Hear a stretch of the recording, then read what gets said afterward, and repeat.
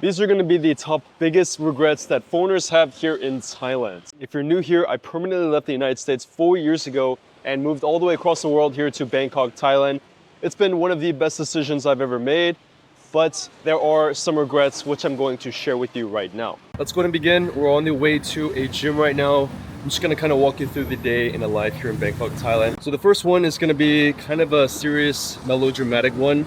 Is thinking that Thailand can solve all of your problems. A lot of people come here because they want to escape. Now exactly what are they escaping? A lot of big problems are very, very hard to solve, such as addictions or hedonism or lack of purpose or lack of meaningful relationships. So I'm not saying changing your environment can't help you fix these problems, but ultimately what it comes down to is you being able to fix the problems. Your environment can certainly help, but you have to take the willingness and the actions and the behavioral changes to actually fix deep-rooted problems. Just on our daily walk here in Thongla, if you guys are ever in this neighborhood, you'll probably see me. Mistake number 2 is going to be getting into relationships too quickly. And I'm mainly talking to the men watching here. I think when men come here for the first time, they're going to find just the sweetest women they'll ever meet in their lives. And they'll just be completely taken over and fallen in love with them immediately. But I think that it is a good idea to not rush into relationships, especially if you haven't settled here, if you don't know your long-term plans, if you don't know how long you're even going to stay. For example, I came here, the second date I was ever on, I immediately got into a relationship with her. Not even because I really wanted to, but she kind of pressured me. And a lot of Thai girls will do that. They'll really, really like you and then they'll kind of pressure you into a relationship. That could end up being very good or very bad, but it didn't work out for me. There's no rush, you know, just enjoy your new life here in Thailand. Enjoy your vacation, enjoy the culture, the food, the people here. You know, it's not all about women, it's not all about relationships. But it is one huge aspect of why Thailand is really a great country, is because, you know, you can meet incredible people here, incredible partners. Mistake number 3 is thinking that everything in Thailand is cheap. The reality is Thailand can be as cheap or as expensive as you want. People don't, I'm specifically referring to Bangkok here. Bangkok is a world-class city. I think people just kind of lump Thailand into this like second or third world country category, which, to be honest, it is gonna be more impoverished than like other countries. Bangkok specifically is world class. I don't think a lot of people don't realize that, and the prices are going to reflect that. For example, you could get like some street food dinner for maybe $2, or you could spend $300, $300 or $500. But in general, it's still going to be more affordable than the West. I'd say at least around 20 to 30% across everything. It's going to be a bit cheaper, 30% cheaper than compared to the West. If you're not careful and if you're not actively making money, you can easily go broke, especially with the mindset thinking that everything is cheaper than back home. That was the first mistake I made here in Thailand. I didn't make any money. I was just burning through my savings. I think that's a big mistake a lot of foreigners make. They don't prioritize remote income. So if you want to make remote income that can sustain your digital nomad lifestyle, then I would highly recommend checking out my mentorship program, where I teach you how to get these remote work jobs and how to make remote income. So if you're interested, check the link in the description. All right, guys, we're here in Ekamai. We're gonna check out this gym. We've never been here before. Wow, this looks nice.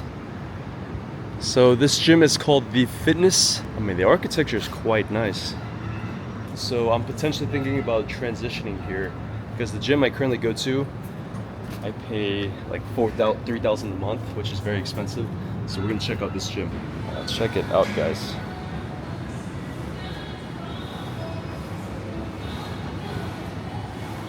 It's not bad. Gonna check out the upstairs. This is the cardio zone. So this place is 2 floors. Here is the view of the entire gym. All right, guys, we just got finished with the gym. We actually signed it up 1 year on the spot, and we paid 4,900 baht, which is, the math on that is like $12 to $13 a month for a whole year. That is absolutely insane. So now we're on the way to get some food. Let's see what they got here. Yeah, this is a really nice restaurant. This is what I really like. You can get some nice, very premium restaurants and then get more like Thai style restaurants like this. All right guys, check it out. We got a steak, we got a sirloin steak, and we got a chicken breast, and we got some nice soup. This was all for, I think, less than 500 baht, or around 600 baht, which is around $18, I think. All right, let's try it out. That is pretty good. 7.7 out of 10. I mean, for the price, it's really, really good. All right, guys, we just finished. That was 578 baht, which is not that bad for steak and chicken. So now we're just gonna walk around, maybe go to a cafe. The next regret or mistake is gonna be prioritizing the luxury condos over the slightly older buildings. These luxury condos, they really sell you emotionally on the amenities. The absolutely luxurious rooftop pools, the nice gyms, and the extremely modern interiors. Oftentimes Westerners, when they first come to Thailand, they've never experienced that because they've never been able to afford it in the West. But when they come to Thailand, it's like you can get a luxurious condo for about $500 a month. So they get sold by the idea of waking up to this. Yo, that's good. That's good. Hey, nice to meet you. I'm literally filming a video right now. All right, man. Chop tigap, kapan Didi. Nice to meet you, man. All right, same here now. There you go. See you. So, yeah, I think living in these luxury condos, they're nice. They give you that nice feeling. But in the long term, I mean, the rooms are so small. It's like 35 square meters and you're paying like 500 to 800 bucks. And the amenities, I mean, sure, like, are you really taking advantage of the amenities every single day? When I was living in Ashton Asok in my first year, I chose that place because the rooftop pool was the most beautiful that I've ever seen. But in reality, I went to the pool maybe once a month, twice a month. I didn't even swim. I just like to take pictures, take videos, and chill, you know? But honestly, like, unless you're having guests and friends and want this really nice lifestyle where you're hosting all the time, these luxury condos, you could get so much better deal at a slightly older building. For example, right now I'm staying at a building that was developed around like 2000, I think. And it's a 60 square meter apartment, highly renovated, and I only pay 20,000 Thai baht. So I think the luxurious condos are nice, but for long term, I would definitely prioritize a large living space over the fancy rooftop pool. I think my girlfriend got to get some medicine or something. We're here at Major Cineplex here in Ekamai.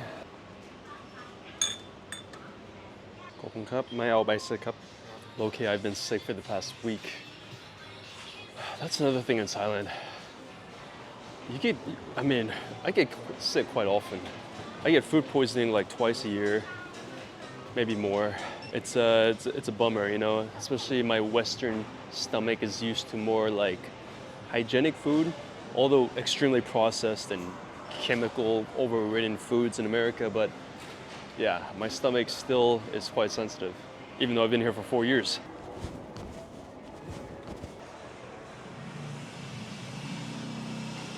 This is my first time here. It's actually quite nice. This is at the Major Cineplex at the M Play on the 3rd floor. All right, mistake number 5 is gonna be not prioritizing remote income. So I kind of already touched on this, but I think a lot of foreigners here just come here expecting that their savings are gonna last them a lifetime, and they end up going broke. Like, that's the worst case scenario. You come here, have the best time of your life, and then you end up going broke and then having to return back home. I wouldn't say that's necessarily a bad thing, because it's better to have traveled than to not have traveled and even experienced Thailand. But I would say it's a good idea to have some savings and then have a plan of how you're going to make remote income, or a plan on how you're going to make money online, whether that be a business or a remote work from home job, or freelancing, or doing content creation, or Airbnb, or other kinds of assets. That way you don't have to stress too much. I think if you're able to make at least 5,000 USD a month in salary as like a bare minimum, then you're quite comfortable. Assuming you're going to be spending around 1.5K to $2,000 a month, if you make 5K, it's not that much money, but it's reasonable. It's comfortable enough for you to be able to not stress too much. So I do have a free digital nomad community where we all share how we make money online. Like I said, I have my remote work mentorship. It is a paid program, however, but I do also have a free group, 100% free forever. It's a digital nomad community, and I share with you how to move to Thailand, how to get started with content or Airbnb, or just kind of making the move. So if you're interested in that, then check out the free school link down in the description as well. Regret number 6 is going to be living on vacation mode for way too long. Okay, when you first come here in Thailand, I mean, have a blast. Go on all these crazy adventures, be the ultimate tourist, going to this spot, going to that spot, going to the temples, sleeping at 5 a.m., going to Pattaya, having all these crazy adventures. I think it's fine every now and then, but I know guys here who have been here for 5 years, 10 years, they're always drinking like nonstop every single day. Like I drink quite often, I drink a couple of times a week, but I mean like, I also moderate that with a healthy lifestyle of exercise and diet and working on my goals and stuff, but I feel like a lot of people here, they just kind of fall into nihilism, and I think that can be not a very fulfilling life. And philosophically, it might leave you feeling very empty, and you might end up regretting it, I think. Falling into hedonism and nihilism and really losing yourself, getting lost in the sauce. I say that all the time on my channel. Getting lost in the sauce, it can swallow you up and spit you out dry. That is the first thing I would do moving to a new country, is trying to establish some sort of structure in the midst of all this chaos and uncertainty. You know, when you're moving abroad as an expat or as a digital nomad, you have to embrace the uncertainty, but you have to try to create some structure out of the uncertainty. Check out the view, guys. If you're coming from somewhere like the UK, coming to an environment like this is literally gonna be a night and day difference on your mental health, like for sure. The next mistake is going to be scams. Okay, specifically, I'm talking about visa scams. That was the most significant, the worst experience I've probably had in Thailand, is getting scammed by that visa agent. I had a 63-day visa overstay, and if you have a 90-day visa overstay here in Thailand, you could literally be deported and banned from entering Thailand for a year. It was because this visa agent, I paid her $1,500 for education visa, and she basically kept saying, yeah, I'm gonna, it's getting approved, it's taking a while. I literally had to give her my passport because she has to do all the paperwork and stuff, and she would not give me my passport back. I'm like, give me my passport, like where the hell is my passport, And long story short, she eventually gave me my passport back, but I didn't have the visa, and I had to pay a $500 fee. So all in all, I lost $2,000, and I thought I would have gotten kicked out of Thailand. Like, it was the worst stress I've ever had here in Thailand, for sure. And yeah, there's all kinds of scams like this here in Thailand, I'd say the visa ones are probably the worst. If you're ever trying to work with a visa agency or visa agent, make sure that they are reputable, Go on these Facebook groups, ask people. If you guys are interested in working with my visa agent, then you guys can join my free group as well. But not just visa scams, there's all kinds of scams here, like tailor shop scams where the suit quality is actually terrible, or they'll have tuk-tuk scams of overcharging you, or saying that this temple is closed, but then they'll take you to another temple and then charge you like 1,000 baht. A lot of transportation scams. Pickpockets, there's not really that much pickpockets here, I think, especially in comparison to like